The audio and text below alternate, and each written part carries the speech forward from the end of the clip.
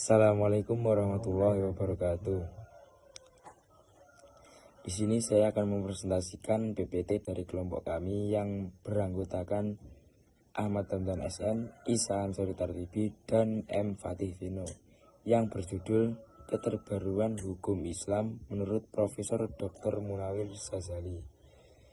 Langsung saja, yang pertama profil singkat Profesor Dr. Munawir Sazali. Munawir Sazali adalah figur penting dalam sejarah pemikiran hukum Islam di Indonesia modern.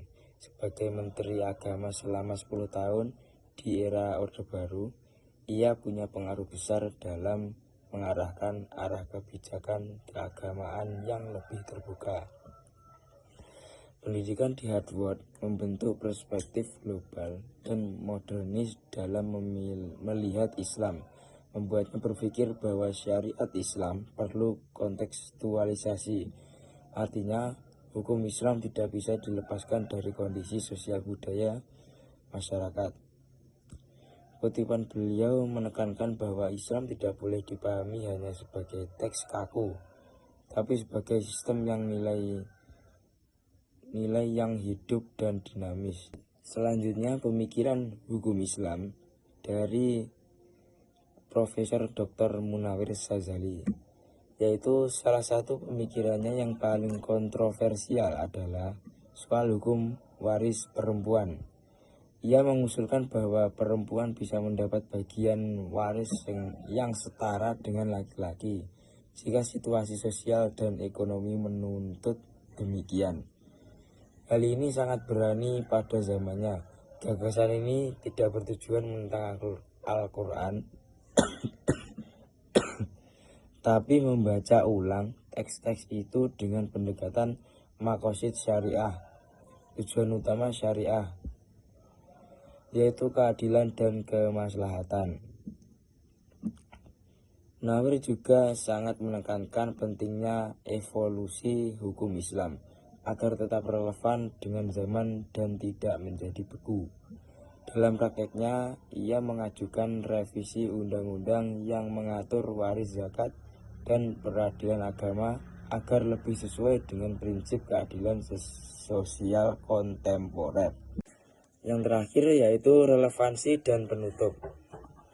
Pemikiran beliau relevan karena mampu menjawab tantangan zaman, yaitu yang pertama HAM, yang kedua demokrasi, dan yang ketiga kesetaraan gender yang kini menjadi tuntutan global. Ia menjembatani antara nilai-nilai Islam dan nilai-nilai universal.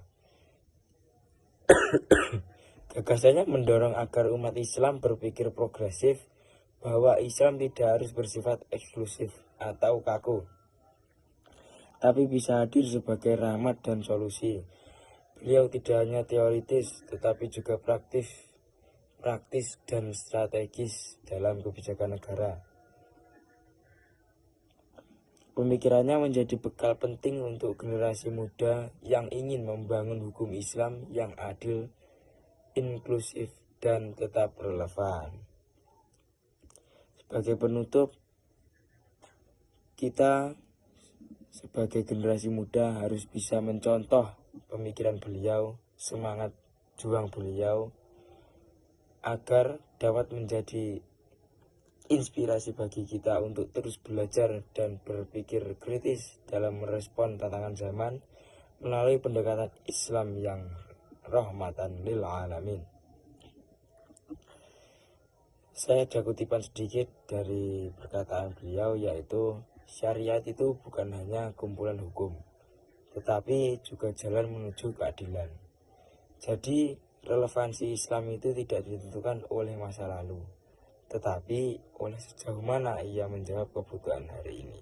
Terima kasih dari kelompok kami. Ada kurang lebihnya saya mohon maaf. Wassalamualaikum warahmatullahi wabarakatuh.